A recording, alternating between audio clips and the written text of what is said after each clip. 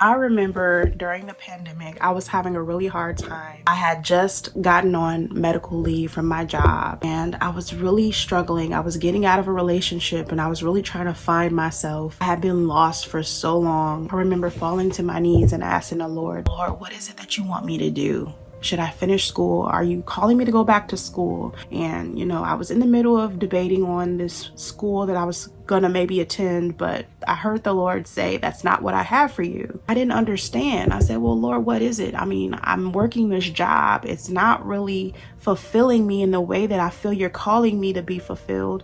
What is it that you want me to do? And I was in my Bible, right? And he turned me to 2 Kings 4 and 6. I read that and it's about the widow's oil. And if you don't know it, or if you're not familiar, it's about this widow. Her husband passed away. He feared the Lord. He was a servant of the Lord. And she was having trouble with his creditors. They were coming to collect her 2 sons for collateral because he owed money. And she was not sure what to do. So she went to Elisha.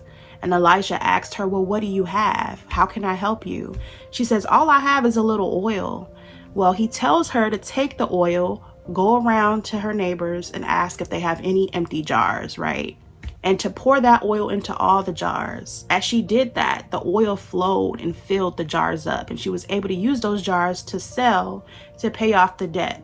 And I heard the Lord say, well, this is your jar. And he told me to start this channel. And I didn't understand. And I said, okay, Lord, I started it. I didn't know what to do. I didn't have any experience.